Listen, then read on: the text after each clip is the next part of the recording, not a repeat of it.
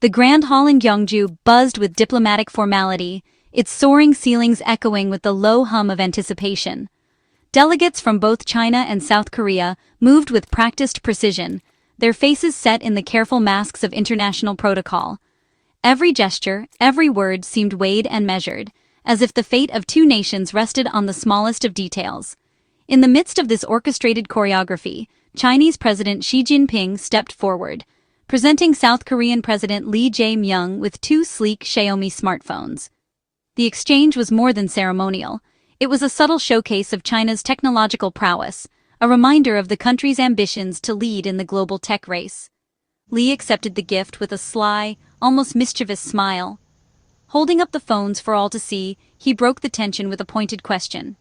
"Is the communication line secure?" His words, delivered with a twinkle in his eye, cut through the formality like a well-placed joke at a tense dinner table. For a split second, the room seemed to freeze. Diplomats and aides exchanged nervous glances, bracing for a carefully worded, evasive response, perhaps even a return to the usual script of diplomatic ambiguity. But instead of sidestepping the question, Xi Jinping surprised everyone. He broke into a rare, genuine grin, the kind seldom seen in such high-stakes settings, and replied with a quip of his own, "You should check if there is a back door." The response landed perfectly.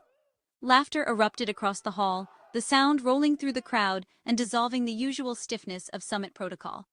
For a moment, the barriers of language, politics, and suspicion seemed to melt away, replaced by a shared sense of humor. The joke was more than just a clever retort. It was a direct nod to the global anxieties swirling around Chinese technology and cybersecurity. Yet Xi's self-aware humor didn't just acknowledge the elephant in the room, it disarmed it, turning a potential point of contention into a moment of connection. For a leader known for his tightly controlled image and measured words, this was a strikingly human moment. Xi's candidness, even if calculated, revealed a side of him rarely glimpsed by the outside world. A leader willing to laugh at himself, if only for a second. The exchange between Xi and Lee was more than comic relief. It was a calculated, yet genuine breakthrough, a brief but meaningful departure from the rigid choreography of international summits. In that instant, the two leaders found common ground not through policy, but through personality. Delegates from both sides responded with spontaneous applause, sensing that something unusual had just occurred. The applause wasn't just for the joke, but for the sense of real rapport that had emerged, however fleeting, from beneath the layers of scripted pleasantries. For those watching, the moment offered a rare glimpse of Xi's wit and warmth, qualities often hidden behind the gravitas of his office. It was a reminder that even the most powerful leaders are, at times, capable of surprising vulnerability. As the summit continued, the atmosphere felt subtly changed. The laughter lingered, hinting at the possibility of a new, more personal dynamic between the two nations, one built not just on agreements, but on moments of genuine human connection. The 2025 APEC Summit in Gyeongju, once the Silla Kingdom's capital, was a symbolic choice, steeped in history and cultural significance. Xi's first visit to South Korea in over a decade was closely watched, with every gesture scrutinized for diplomatic meaning. The summit's agenda was packed: economic recovery, supply chains, climate, and security. The groundwork for the now famous joke was laid over days of banquets, ceremonies, and cultural events, building personal chemistry between Xi and Lee. This deliberate rapport made the candid exchange possible. Without it, Lee's question could have been a slight, and Xi's response might have fallen flat. The summit became a masterclass in how culture and personal connection can pave the way for diplomatic breakthroughs. Lee's cheeky question about the Xiaomi phones didn't just break the ice. It voiced a global concern that's been simmering for years: security. In a world where technology is at the heart of international relations, the devices on the table were more than just tools. They were symbols of trust, or the lack thereof. The question cut straight to the heart of a debate that has shaped headlines and policy decisions from Washington to Seoul. Xi's response, "You should check if there is a back door," was more than a witty comeback. It was a bold, self-aware move that caught everyone off guard. In that moment, Xi didn't dodge the issue. He leaned into it, showing a rare willingness to address controversy head-on, even with a touch of humor. The term backdoor is loaded with meaning, especially in the context of global tech. It's a word that instantly brings to mind Western suspicions about Chinese technology. Concerns about surveillance, data privacy, and the invisible lines between innovation and intrusion. For Xi to joke about it was audacious. It signaled not just confidence, but a calculated willingness to take control of the narrative. By making light of a serious issue, he reframed suspicion as something even he could laugh about, turning tension into a shared moment. The laughter that followed was genuine, echoing through the summit hall and breaking down barriers between delegations. In a setting often dominated by stiff protocol and rehearsed statements, this unscripted moment brought a sense of authenticity that's rarely seen on the world stage. Xi's humor didn't just deflect criticism, it took control of the conversation. By showing he could laugh at the controversy, he projected confidence and quick thinking, qualities that can be disarming in high-stakes diplomacy. This rare, unscripted moment humanized Xi for many South Koreans, building a personal connection that no official statement could achieve. It was a glimpse of the man behind the title, and it resonated with viewers across the peninsula. It challenged his often rigid formal image, revealing a side of Xi that was both charming and quick on his feet. Analysts and citizens alike took note of this softer, more approachable persona. In just a few seconds, the brief exchange did more for goodwill and mutual understanding than any carefully crafted speech or official communique could hope to accomplish. It was a diplomatic win that rippled far beyond the summit hall, leaving a lasting impression on both leaders and citizens, and reminding the world that sometimes a well-timed joke can change the tone of international relations. South Korean media instantly seized on the moment, with headlines marveling at Xi's rare display of humor. Social media buzzed. A viral video of the exchange drew hundreds of thousands of views and lively commentary. Netizens expressed surprise and amusement, noting they'd never seen this side of Xi. One comment likened the leader's banter to martial arts masters trading lines. The contrast between Xi's usual image and his relaxed demeanor fascinated the public. For many, the moment made Xi seem more approachable and relatable. The positive reaction was a diplomatic win for Beijing, showing the power of authenticity in international relations. Beneath the laughter, the issue of trust in Chinese technology loomed large. Xi's joke worked because it tapped into real fears.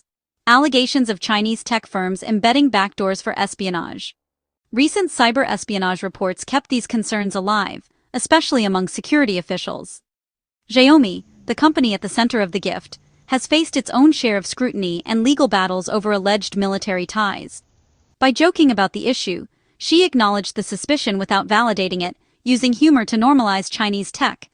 The gesture aimed to chip away at mistrust, using wit as a tool for technological diplomacy. The warm banter between Xi and Li was no accident. It was the result of deliberate diplomatic effort. Shared meals, cultural events, and informal moments built a foundation of trust. This personal connection allowed for candor, making the Xiaomi joke possible. Such rapport is a hallmark of effective diplomacy, enabling leaders to navigate sensitive topics. Rare glimpses of Xi's unguarded side, like this and a recent hot mic moment, humanize a typically remote figure. For Seoul, balancing U.S. security ties and Chinese economic interests requires deft diplomacy and strong personal relationships. The laughter in Gyeongju was an investment in future stability. It signaled open, friendly lines of communication at the highest level. Gift exchanges at summits are never random. They're loaded with symbolism. Xi's Xiaomi smartphones showcase China's tech ambitions and the interconnectedness of the two economies. Li's gift, a hand-carved Go board, appealed to shared cultural heritage and Xi's personal interests. The exchange reflected each nation's diplomatic style, China's forward-looking tech, Korea's timeless culture. Both gifts fostered goodwill, but security concerns lingered. Would Li actually use the phones? His spokesman's cautious answer underscored the complexity behind the gesture. In diplomacy, symbols matter, but practical realities remain. The real value was in the positive atmosphere the exchange created. The Gyeongju moment was warm, but it didn't erase the complexities of Sino-Korean relations. While the summit projected unity and optimism, the reality beneath the surface is far more nuanced. Centuries of shared history, cultural exchange, and occasional conflict have shaped a relationship that is both cooperative and competitive. South Korea's alliance with the U.S. and the presence of American troops remain a source of friction with Beijing. For China, The American military footprint, so close to its borders, is a constant reminder of strategic rivalry, while for South Korea, the alliance is a cornerstone of national security. Economic interdependence is deep, but it brings vulnerabilities. China has used economic leverage before. Trade, investment, and supply chains bind the two economies, yet these ties can be weaponized in times of disagreement, as seen during past disputes over missile defense systems. The backdoor joke highlighted underlying tensions about technology and security. In an era where digital infrastructure is critical, both nations are wary of espionage, data theft, and the risks of technological dependence. As both partner and competitor, South Korea faces constant challenges in intellectual property, market access, and cybersecurity. Navigating these issues requires vigilance, innovation, and sometimes tough negotiation. The summit's friendly atmosphere helps, but hard negotiations and trust building are still needed. Diplomatic gestures can open doors, but only sustained effort can resolve deep-seated issues. The laughter created political capital for future crises, but it's no magic solution. Goodwill can ease tensions temporarily, but underlying disagreements often resurface.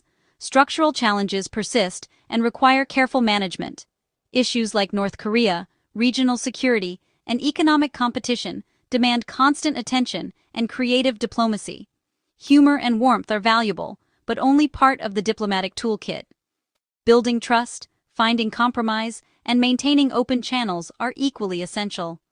The real work of balancing interests continues behind the scenes, where quiet persistence and strategic patience shape the future of Sino-Korean relations. In a digital age of scripted summits, the unscripted laughter between Xi and Li was a powerful reminder of diplomacy's human core. Personal moments shape perceptions and build trust more than official statements ever could. The backdoor joke used humor to address a serious issue, detoxifying tension, at least for a moment. Such risks can backfire, but here, it paid off, showing the value of wit and authenticity. The Gyeongju exchange is a lesson in modern statecraft relationships matter as much as policies. Even in high-stakes politics, a simple human moment can make a world of difference. Diplomacy, at its heart, is about people, not just states.